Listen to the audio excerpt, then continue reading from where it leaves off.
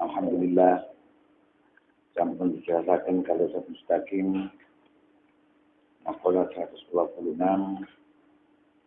sampai 130. Mugi napa sing disampaikan oleh mustaqim dengan jelas kitab Al-Hikam itu akan meningkatkan keyakinan dan kepahaman kita kepada Allah Subhanahu wa taala. Selanjutnya saya akan juga membacakan makalah-makalah tersebut supaya juga akan meningkatkan kepahaman dan keyakinan kita dalam memahami kitab Al-Hikam ini. Bismillahirrahmanirrahim.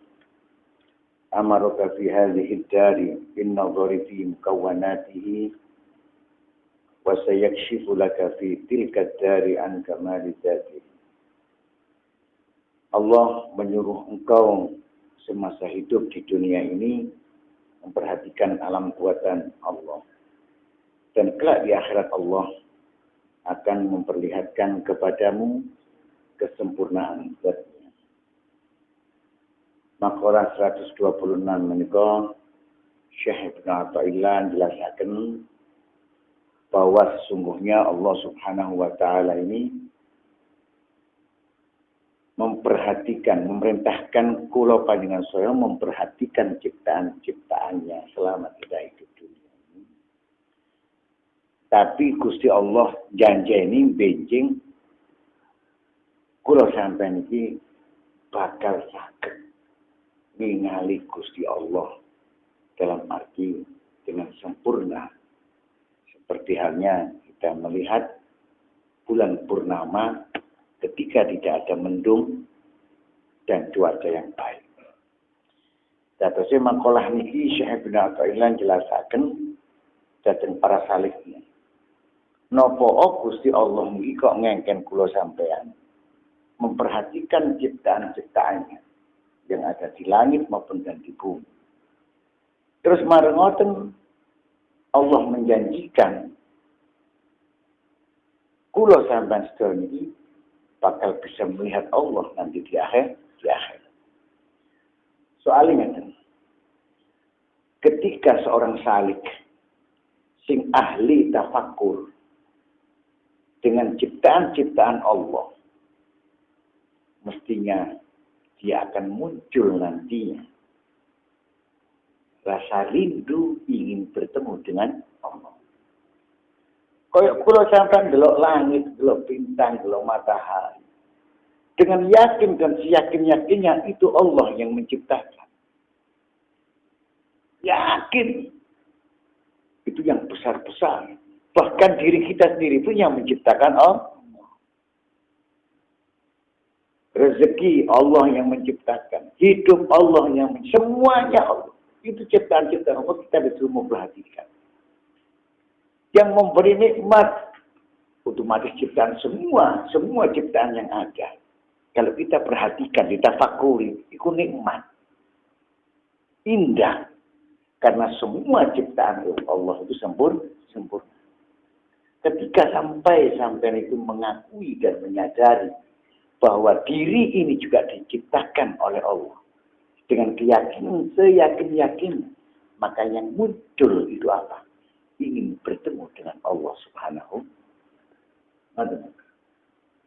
Pasti kepingin kepethuk, sampean gak kepingin kepethuk sing gawe sampean bahasa kan. Yo apa sih rupane bahasa kan. Aku kepingin ketemu sing gawe awakku. Sing gawe jiwaku, sing gawe rogoku yang membuat semuanya.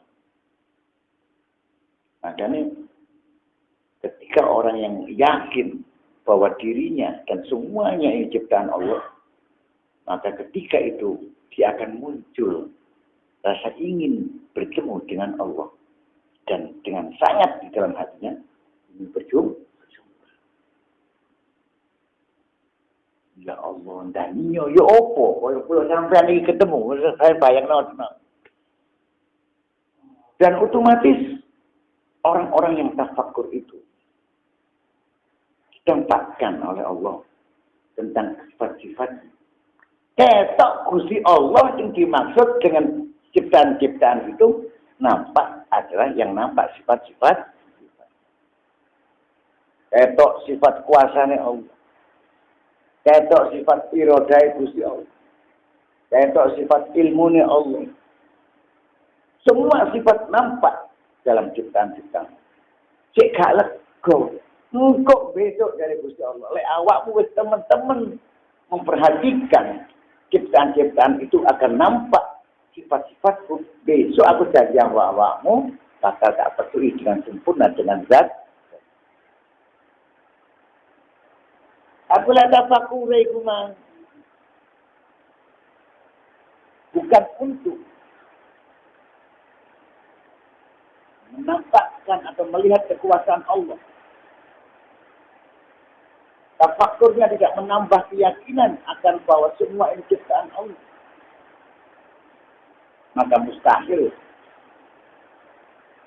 akan tumbuh rasa rindu ingin bertemu dengan Allah Subhanahu.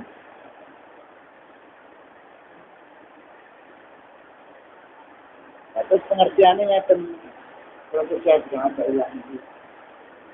Kalau sampai ini kan Gusti Allah bisa memperhatikan semua ciptaannya. Semua ciptaannya. Boleh dikongkong pemerintah, diperintah Nabi Allah, dikongkong perhatian, no. Semua ciptaannya. Sampai pula di ciptaannya membuat. Pulau sampai ini merasa ciptakan Allah. Sampai pasti akan muncul perasaan ingin bertemu kepada yang menciptakan awak deh. Itu yang pertama. Apabila tafakur ini meluas, tambah meluas, tambah tinggi. Misalkan dia bertafakur tentang alam semua. Ketok di kuno kuasanya Gusti Allah. Ketok di kuno semua sifat-sifat Allah dengan sempurnanya. Sempurna. Loh. Kalau sempurna, semua ciptaan Allah sempurna. Saya sampai yang gelok godong. Godong mawon itu dunia. Ketika godong sampai gelok api mulai pupus sampai mekar, sempurna kalau sing suwek katakan. Kata sempurna nama boten ini. Sempurna ya? Masya Allah. Tapi ketika melihat daun atau godong itu wow, bolong-bolong terus di pangan kula. Sampai ndak sempurna apa boten? Sempurna apa boten? Sempurna. Lah iki lho pandangan bedanya orang arif bukan. Sempurna. Nah kita kayak penjelasan mana? Kapan melihat pohon yang begitu indah? Mari ngoten. No pohon gak indah mana menurut pandangan orang awam. Karena apa? Karena godong ini wis garing, wis ganti laras.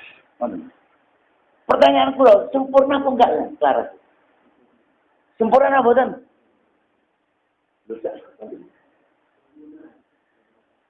Lek karo coba gak sempurna. Lek karo coba gak sempurna. Sempurna. Bila kayak contoh sing luwih elek mana? Makanan yang kita makan awalnya seperti buah-buahan, baik itu akan mungkin nasi atau mungkin air, contoh banyu. Sama dua banyu bening begini ya. Sama banyu sama dua sempurna mau. Burung ciptaan Allah. Ketika keluar dari lubang najis kita yang kecil, sempurna enggak oleh? Sempurna apa? Sama kita ragu-ragu. Sempurna. Tidak ada ciptaan Allah yang tidak sempurna. Gak iso diarani yo gak sempurna. Klaras gak iso diarani klaras gak sempurna. Yo nggih.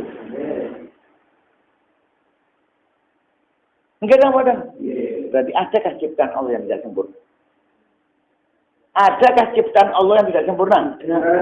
Sempurna kata karena Allah itu maha sempurna. Baik asma, sifat dan afalnya. Wes, kajian teman. Karena uang gede dubur. Ya. Putih, ganteng bisa. Digelok ini nyeneng. Sempurna enggak? Sempurna. Mari ono wong cindet. Cili. Oh, iki puntet ya. Mari ngoten. Ireng. Pincang saja bisa. Sikile pincang. Sempurna apa enggak? Sempurna. Maka tidak ada ciptaan Allah yang tidak sempurna. Menurut pandangan hawa nafsu kulo ambil sampean mungkin itu gak sempurna. Paham sampean? Nafsu itu sing ngaran gak sempurna. Sampean ndelok po gadung gak mene wudu. Mateng suluan. Sempurna mboten? Ana po gadung ya suluan tapi jerone bosok. Sempurna mboten? Sempurna mboten? Untuk keterangan dua boleh kurang jelas ya. Jadi tidak ada ciptaan Allah yang tidak sempurna. Semuanya sempurna. Ketika manusia diperintahkan Allah dalam mentafakuri semua ciptaannya. Dengan meyakini bahwa Allah maha sempurna dengan semua sifat dan afalnya. Maka nampaklah di situ kekuasaan Allah, kesempurnaan Allah, keindahan Allah. Apa bosok nih wow? Ya. Sing ana ulere. Lek menurut pandangan hawa nafsu gak sempurna. Justru kesempurnaan pandangan kita itu karena ada bosok ini. Sempurna Allah. Bisa diarani poi bosok. Sempurna karena ada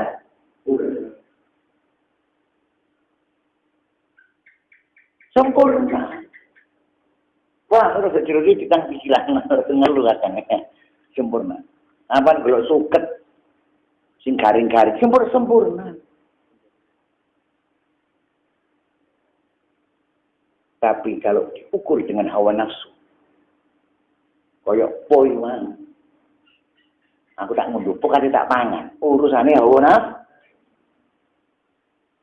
cukup. Bosok gak sempurna, juga sing. Iya, baru kita katakan sempurna dan tidak sempurna, karena mengikutkan untuk menurutkan hawa. Tapi dalam pandangan tafakur, tidak ada ciptaan Allah yang tidak sempurna. Tidak ada ciptaan Allah yang tidak sempurna. Semuanya sempurna. Karena Allah maha sempurna. Sempurna dengan kedudukan yang diberikan kepada apa yang diciptakan. Sampai iso ngarani poi bosok. Krono ulere. Ya. Apa ngarani bosok mboten? Maka sempurna bosok. Krono ulere kada bos. Paham maksudnya? Itu contohnya. Nah, ketika sampai itu selalu tafakur seperti itu, nampaklah kekuasaan Allah, nampaklah sifat-sifat Allah yang maha kuat, yang maha mewarnai, yang maha membentuk dan semuanya. Nampak di situ. Sampai awak sampai Dewi Allah, ini juga ciptaan Allah. Jantungku sing ngobana Allah. Darahku yang menciptakan Allah, yang menggerakkan Allah, semuanya Allah. Mau ketika orang muncul rasa rindu ingin bertemu. Ambil Allah subhanahu. Saya orang kepingin padahal saya juga itu salah syariat. Sampai penulan orang sing gaji, digaji lagi. Kalau pulau pesampean, apa pulau? Kalau pulau digaji belum. Lambi, kendaraan, kebutuhan apapun dikai. Sehingga kayak ini sampai karo. Kawar, moro-moro sama dan duit ATM. ATM itu ada duit. Dan penularan oleh 10 juta. Mari ngono, aku awak kayaknya awak, duit tambah bisa. Jadi penularan 1 juta. Boleh kayaknya awak, rumahnya besok. Tapi gak kepin golek sing kayak ya. Kepin ketemu sama boten. Temen. Jadi Allah subhanahu wa ta'ala. Sing nyiptakno kulo sampean. Yang memberikan semuanya. Semuanya tidak ada yang terkecuali. Lho pokoke gak rasa kepingin. Ya darine saya pindah ta ilah mau saleh iku dikon tafakur ngono iku karepe cek duwe rasa rindu nang Allah. Ketika kuatnya rasa rindu itu, ya otomatis apa? Menguatkan dalam ibadahnya kepada Allah Subhanahu. Akhirnya wong-wong sing rindu iku man bakal ditemoni ambek Gusti Allah dengan sempurna nanti di akhir. Kemudian makalah selanjutnya, alima minka annaka la tasbiru anhu wa ashhadaka ma baraza minhu. Allah telah mengetahui bahwa engkau tidak sabar jika tidak melihat kepada Allah. Maka Allah memperlihatkan kepadamu apa-apa yang asli buatan Allah. Jatuh makalah 127 Syekh Ibnu Athaillah jelaskan ini. Gusti Allah ku semerat. Lek wong sing ahli tafakkur wae niku kebelet temen nang ngene Gusti Allah ndang kepet. Nemen kepingin wis sabar. Kemudian Allah Subhanahu wa taala memperlihatkan kepada orang-orang sing kepingin nemen Gusti Allah kepethuk iman. Ditutupno ciptaan-ciptaan Allah yang asli. Makalah niki Syekh Ibnu Athaillah jelasaken. Dados lek wong ahli tafakkur wae menyadari sing nguripi, terus nyiptakan soal ya, sing nguripi, sing kerepet, sing kabeh Gusti Allah. Lek wong iki muncul kesadaran keyakinannya, pasti dan kepingin kepedhuk ambek Gusti. Pasti itu, koyok dene contone wau. Sampean oleh transferan tok tapi gak harus transfer. Ketika sampean butuh nemen transferan tambah akeh. Tambah butuh nemen transfer tambah akeh. Sampean gak penasaran. Iku lek liwat transfer, lek liwat kotaan. Moro ono ngarepe omah ono sak kotak duit. Benulang. Sampean pasti penasaran. Lengki kepingin kepethuk. Apa tujuannya kepingin kepethuk? Ingin berterima kasih kepada orang itu. Karena aku sujud ambil wong iku matur suwun krana apa? Karena ketika saya butuh sudah disediakan kebutuhan. Tabungnya aku sikile tabung. Us penasaran kepingin kepethuk.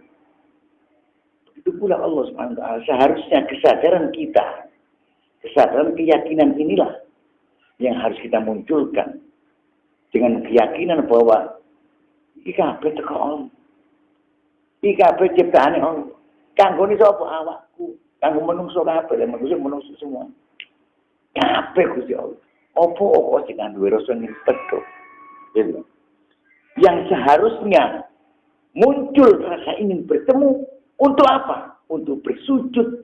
Kena oleh menungso tak ambungi tak sampai ndak mikir. Saya matur selain menungso. Lah Gusti Allah, aku akan sujud dan akan mengagungkan juga memujinya. Ngoten. Nah, ketika itu orang-orang itu amat sangat rasa rindunya kepingin kepeduli ambil Gusti. Gusti Allah ku beri. Gusti Allah ku beri kon nemen kepingin kepeduli. Durung wayahe le, tak saya.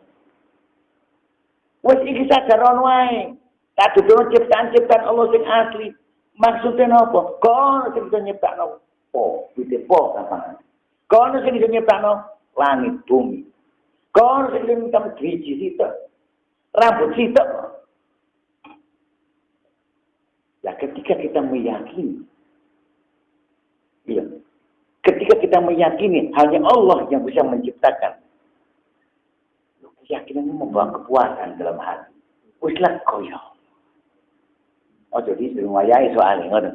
Tapi lek wis wayahe dipethuk langsung ambek Gusti Allah besok ono akeh. Saiki tingkatane wong saleh iki. Lah kula sampeyan iki wis tutuk kene akhir-akhir. Ojo tafakur ini ngakoni tok yo dulu. Kula sampeyan iki aja sampai tafakur kemudian membawa kesadaran seperti ini. Sampeyan iki lho sik gak yakin. Kula sampeyan iki durung yakin. Napa nih? Bahwa awak kula awak sampeyan iki diciptakan Allah. Yakin kan? Halo? Awan. Lah kan ono. Awake sampeyan dhewe sing sampeyan gawe saiki iki. Sampeyan gak yakin niku diciptakan oleh Gusti Allah. Bahkan ono ayat mengatakan wallahu khalaqakum wa ma ta'malun. Sesungguhnya Allah menciptakanmu juga dengan perbuatan. Loh, perbuatan kedip itu berbuat kedip. Kedip itu ciptaane Allah. Ngomong itu ciptaane Allah. Sampeyan percaya lek ciptaane Allah? Percaya apa mboten? Nggih ana kene apa ana kene?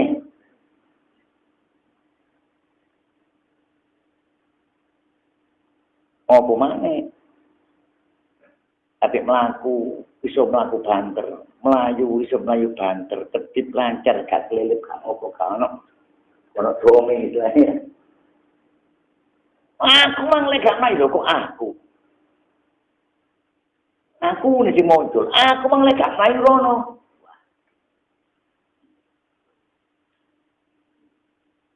Jadi lek kuat rasa akunya dalam pengakuan segala perbuatan yang terjadi pada dirinya, maka mustahil dia akan mengakui juga bahwa dirinya ciptaan Allah Subhanahu. Kok berarti kan? Kok? Aman yakin? Nek kedip iku ciptaane Gusti Allah. Jawabannya kok orang kait yakin. Ada sing ngoten. Gusti Allah itu semerang. Wong iki wis yakin wong iman. Dibarengi dengan tafakkur. Yakin bahwa dirinya ciptaan Allah. Semua yang terjadi ada pada dirinya itu pun ciptaan Allah. Baik dalam dirinya ataupun di luar dirinya. Itu ciptaan Allah kan. Yakin dengan tafakkur. Akhirnya rindu. Sampai Gusti. Ngono satakim singen, lek kula kabari, tingkatane wong arif wis rindu nang Allah, gak wedi mati. Gak percaya. Ono mati rinduan. Soalnya sih durung wayah. Lek wis wayah iki. Jadi mulai menginjak ke sana pemahaman. Mulai menginjak ke sana. Pasti lek wong nyadari, nyakoni temen, kenikmatan yang ia terima itu datangnya dari Allah. Yang mana Allah Subhanahu wa ta'ala tidak pernah menjelma seperti halnya benda-benda yang ada. Artinya motor ini gak iso kaya Gusti. Mestinya akan muncul rasa rindu ini berjumpa dengan Allah Subhanahu. Seharusnya ngoten. Dan Allah mengatakan ojo diisik bahasa durung wayah, durung wayah. Engko ana dina kiamat baru iso metu Allah. Lah saiki apa? Tak dudukno ciptaan-ciptaanku yang asli. Itu mah pikir. Akhirnya membawa satu kerinduan yang kuat. Dari kerinduan yang kuat, Allah Subhanahu wa ta'ala menggantikan kerinduan itu dengan menunjukkan ciptaan-ciptaan Allah yang asli. Sece sing gak asli kaya napa? Matang wis kenane menungso. Liwat campur tangan manusia. Apa? Panganan rawon.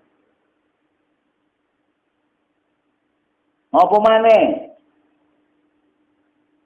Tape ya. Matang. Pakaian sandangan kudu ciptaan Allah sing asli. Dalam arti masih ada ikut campur tangan manusia.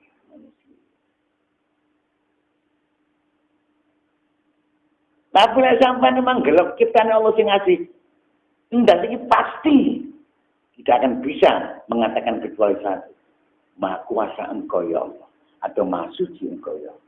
Kenapa? Akal nggak bisa mampu menembus. Saiki contoh tak kayak contoh tok ya, contoh nih.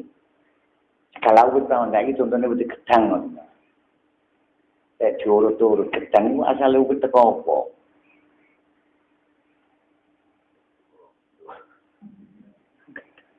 Teko napa? Diurut-urut. Teko lem gedang. Dan bercampur, berkolaborasi dengan air. Campur sama banyu barang. Bisa wujud dadi lemah. Dadi lemah, dadi wujud gedang. Mari ngono gak wujud tok, dadi wujud gedang tok. Ngetokno buah. Ngetokno buah. Godhongan semua. Asal sampai nutut sama boten, asal itu bang lemah lho. Nutut sama boten. Jawab akhirnya boleh sama yakin penciptaan Allah. Subhan. Sekarang mana? Iku ciptaan Allah sing asli. Tapi lah semprot di negara Nusa Tajim. Saya main delok. Wong asale sapa? Gak kawatane akal.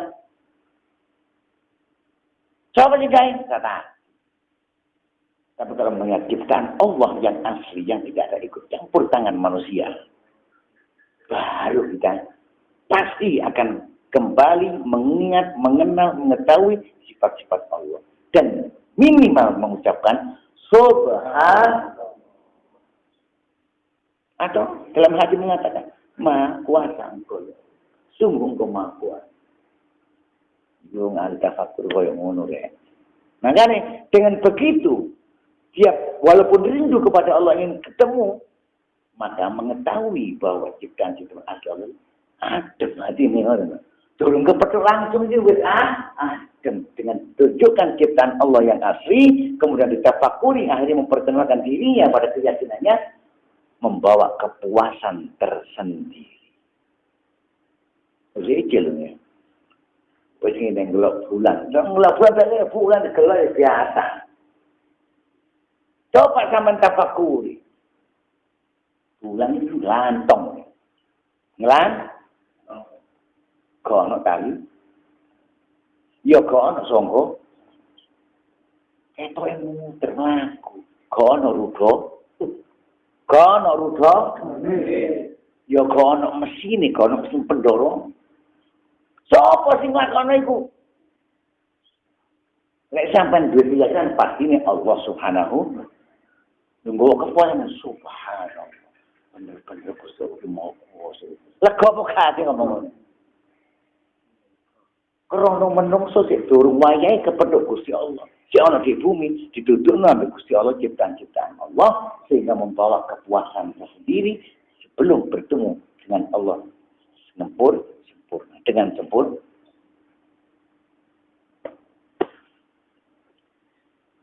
Kemudian selanjutnya lamma alimal haqqu minka wujudal malali lawana laka ta'ati wa alima ma fika min judis syarari min wujudis syarahi fahajarha alaika fi ba'dil awqati liyakuna hammuka iqamatus shalah la wujudas salati fama kullu musallin muqim. Ketika Allah mengetahui bahwa engkau mudah jemu, maka Allah membuat bermacam-macam cara taat. Dan ketika Allah telah mengetahui bahwa engkau juga bersifat rakus, maka dilarang melakukan sembahyang dalam beberapa waktu supaya semangatmu tertuju pada sempurnanya sembahyang, bukan sekedar sembahyang. Sebab bukan semua orang sembahyang itu sempurna sembahyangnya. Makalah 128 Syekh Ibnu Athaillah jelaskan. Gusti Allah ku semerang. Le menungso ku duwe sifat bosen. Dalam hal ibadah Allah gawe macam-macam kayak gak bosen. Gak bosen. Akhirnya dikae macam-macam ibadah kayak gak bosen. Tapi Gusti Allah ya weruh oleh awakmu ya rakus. Bareng wis ero ahli tafakur sing kaya niku wau, ndang kepengin kepethuk Gusti Allah, liwat ibadah diselak ibadah. Akhire gak kenal waktu. Nah, Ini ki Gusti Allah, gelok ragu sih man, waktu dibatasi ambek Gusti Allah. Jadi kelai wong kados niku wau sing ahli tafakur ya. Kepingin temen, kepingin dan kepedok Gusti Allah. Akhirnya dia memakai jalan dengan cara ibadah. Contohnya kayak sholat. Karena apa? Dengan sholat dia itu berkomunikasi dengan Allah. Aku ya durung wae kepedok. Aku rindu ambil Allah. Tapi kayak itu wae kepedok. Muncullah rasa rindu yang kuat dalam hati. Akhirnya dia mengambil jalan dengan cara sholat. Soal sembahyang komunikasi dengan Allah Subhanahu wa Ta'ala. Rakusnya kuat. Merasakan nikmatnya sholat, akhirnya rakus sampai sembahyang. Rakus itu yang mentama. Mau sembahyang tuh. Kalau pokoknya sembahyang. Kalau dia merasakan nikmatnya sholat saat itu. Dan masih tertahannya ingin berjumpa Allah Subhanahu. Hari Allah Subhanahu wa Ta'ala. Untuk waktu yang dilarang untuk sholat. Diteranglah dengan Nabi. Termasuk sholat waktu-waktu yang dilarang menikah. Termasuk sholat mantune subuh. Tadi lewat sembang subuh kalau sembang sunat. Kalau mau sembang sunat. Sampai matahari setinggi tombak baru ada sholat sunat namanya adu. Kemudian sholat ba'dal asar. Mari ini sembang asar kok ono sembang sunat. Nah ini waktu-waktu yang dilarang. Nah Gusti Allah apa yang larang waktu itu? Wong-wong iki mang sembahyang kepingin cedek nang Allah. Krono saking kuat kerinduane sampai rakus dia melakukan ibadah kok sampai dilarang ngono. Cek awakmu iki mang sembahyang temen sak teman-temene sembah. Sebab dari saya berkata ilah gak kabeh wong sembahyang sempurna. Gak kabeh wong sembahyang iku sempurna. Kayak waktu-waktu terlarang, ya awal fokus dengan sembahyang yang ditetapkan oleh Allah waktunya, kemudian biar supaya sholat itu benar-benar dia melakukan sholat dengan sempurna.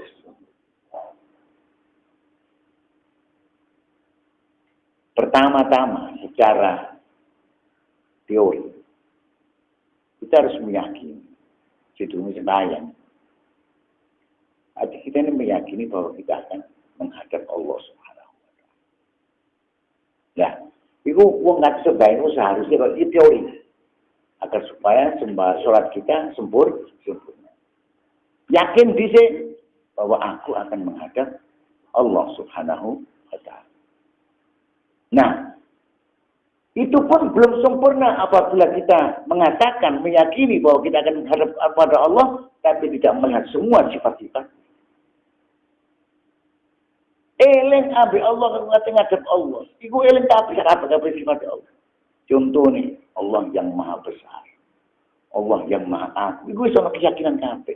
Ketika menyebutkan Allah bergetar hati. Karena keagungan Allah. Karena keperkasaan Allah. Itu katanya sembahyang, durung sembahyang. Ono di hati, ono di hati. Kemudian dia mulai mengambil air wudu dengan sempurna dan membaca doa-doa pada wudu, marini wudu dengan keyakinan yang hati. Ketika sholat dia sedikit banyak, ini teorinya, harus sedikit banyak harus memahami bacaan-bacaan di dalam sholat.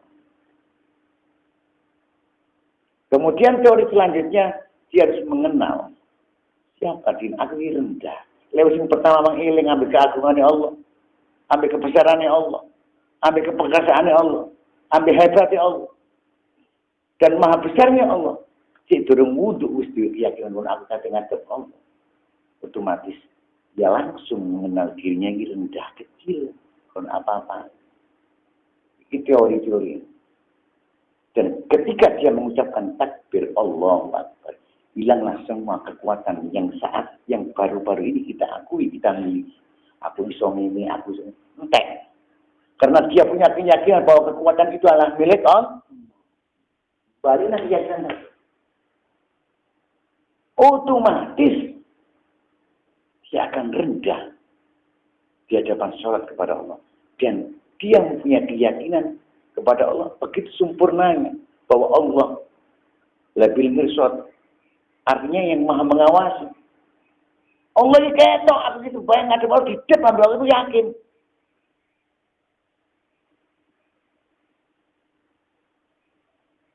Maka sholat yang seperti itulah kalau dilakukan sampai dia itu salam, sampai akhir selesai, maka insya Allah sholat itu adalah sholat yang sempurna.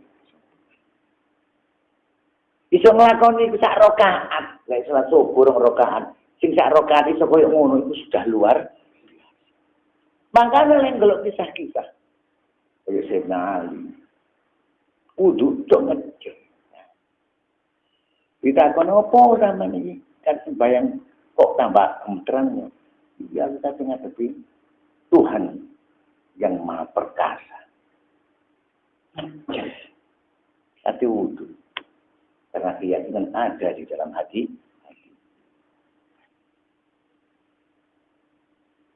Paham maksudnya?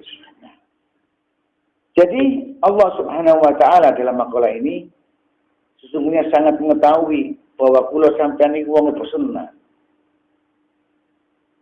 Akhirnya kayak macam-macam carane ibadah nang Gusti Allah cek gak bosen. Lan Gusti Allah ku beroleh kula sampeyan niku rakus. Kumadung seneng ibadah. Tok dicontohkan ibadah sholat tanpa sebenarnya ya. Ambil Gusti Allah dikei waktu-waktu terlarang. Jika rakus ngelakukan sembahyang itu bang. Supaya sembahyang ini cek dadi sembahyang sing temen. Soalnya dari saya Atailah gak kabeh wong iso sembahyang sing sempur. Kemudian makalah selanjutnya as-salatu tuhratun lil qulub min adnas al-dunubi wastiftahun li babil ghuyub. Sembahyang itu sebagai penyucian hati dari kotoran dosa dan untuk membuka pintu ghaib. Makalah 129 Syekh Ibnu Athaillah menjelaskan bahwa sak temene sembahyang niku saged nyuceni ati lan saged berseni dosa-dosa lan kanggo buka pintu-pintu ghaib, pintu rahasia-rahasia ilahiyah. Lah niki sing dimaksud sembahyang niki ya napa nggih niku wae. Le sembahyang koyo niku wae contone kadenge berangkat tok biasa dan angkat menghadap Allah yang maha besar. Menghadap Allah yang maha perkasa.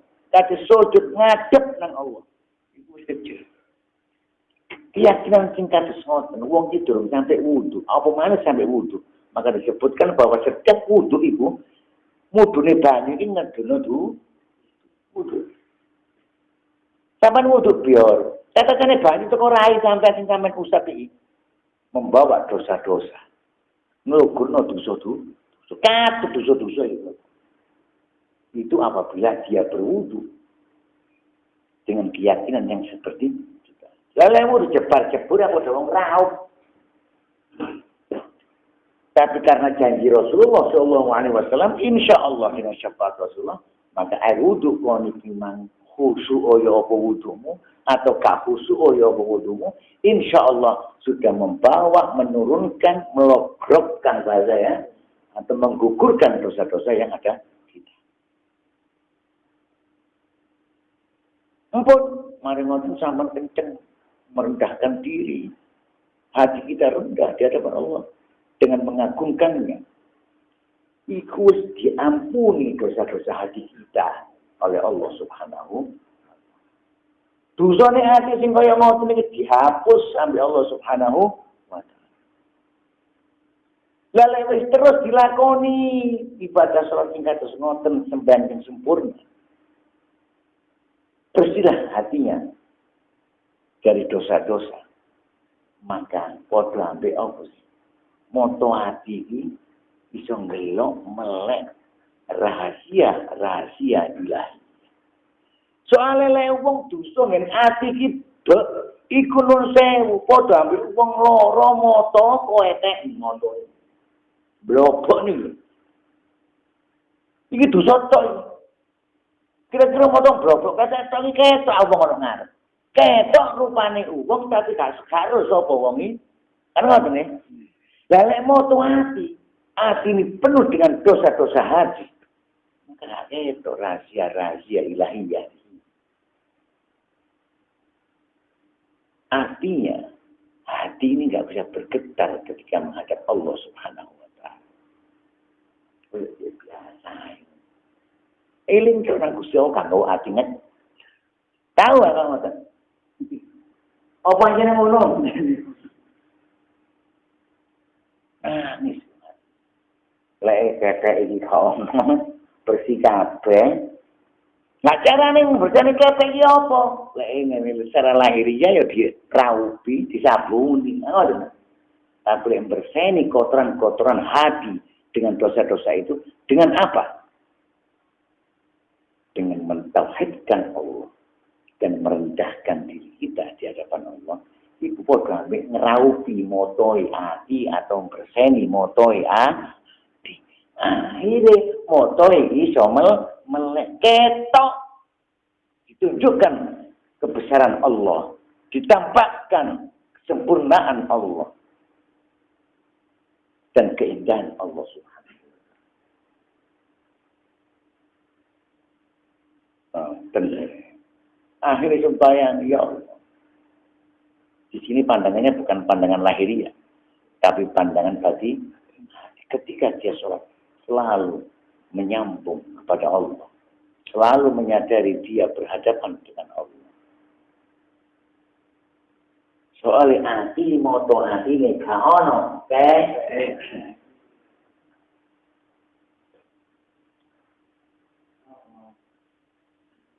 tak boleh moto hati di mangkotoran kok yang banyak. Dan pembersih kotoran itu tidak ada. Apa pembersih kotoran hati, Mang? Yakin. Ketauhidan kepada Allah. Mentauhidkan Allah tidak ada. Gak yakin orang hati. Kira-kira ikan motor biasa kan? Kayaknya blobok. Ya. Ono banyu sak tes. Iso lagi bersih. Iso enggak? Galuknya paling banyak sak cekuk rong nggih. Apa maneh sampai banyu ku mang saja. Ketika hati manusia penuh dengan kotoran, iman ono atine iki mek sak tes. Gak iso berseni hati, derek. Mboten sak. Maka kuatkan keyakinan itu. Terbesarlah keyakinan itu dalam hati. Maka dengan besar dan kuatnya keyakinan itu akan mampu membersihkan kotoran-kotoran hati. Lewat kotoran-kotoran hati dibersihkan oleh Allah Subhanahu wa Ta'ala karena keyakinan tersebut. Maka akan ditampakkan oleh Allah rahasia-rahasia ketuhanan-ketuhanan yang lain. Paham ya? Kemudian makalah selanjutnya, as-salatu mahallul munajati wa ma'dinul musafati tattasi'u fiha mayadinul asrar wa tashrufu fiha syawaribul anwar. Sembahyang itu sebagai tempat munajat, menyampaikan hajat kepada Allah serta memanjatkan puji syukur, dan sebagai tempat membersihkan hati dari berbagai kotoran. Leluasa di dalamnya datangnya berbagai rahasia-rahasia dan terbit terang padanya cahaya-cahaya ilmu dan ma'rifat. Makalah 130 Syekh Ibnu Athaillah menjelaskan bahwa sholat niku sebagai tempat bermunajat, menyampaikan hajat kepada Allah. Saged ugi dalam munajat sendiri itu sebenarnya menghubungkan diri kita kepada Allah Subhanahu wa Ta'ala, mengosongkan pikiran kita, mengosongkan hati kita dari segala sesuatu dan ditujukan kepada Allah, dihubungkan kepada Allah, itu namanya munajat. Dan di dalam munajat itu banyak apa yang kita harapkan. Jaluk dengan Gusti. Nah, mengapa Syekh Ibn Athaillah mengatakan bahwa sholat itu tidak diartikan munajat, yang artinya menyampaikan hajat kebutuhan kita kepada Allah. Jaluk nang Gusti, ora apa. Intine wong jaluk ngedep nang ngene iki dijaluki. Iku wong sing jaluk iku ngrendah apa sombong? Ngrendah apa sombong? Sing dijaluki maha tinggi. Gak ana wong jaluk iku sombong. Apa maneh rasa bodoh nang wong iku mesti ngrendah nang manungsa. Ngono. Apa maneh nang Gusti? Jadi bahasa saya kecewa. Sembahyang ngono sak tempene panggonane wong ngrendahno diri untuk mengabdikan Allah Subhanahu wa taala. Sembahyang ngono gen sing kanggo ngrendahno awak dhewe ngagungno Gusti.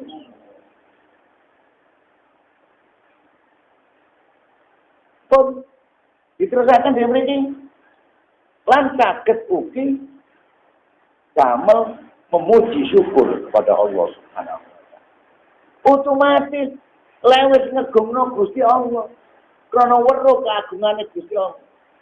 Lewat memuliakan Allah. Karena memang Allah Maha Mulia. Dan akan memuji-muji Allah. Karena Allah Maha Terpuji. Otomatis itu kodane syukur nang Gusti. Gane syukur aja itu bayang.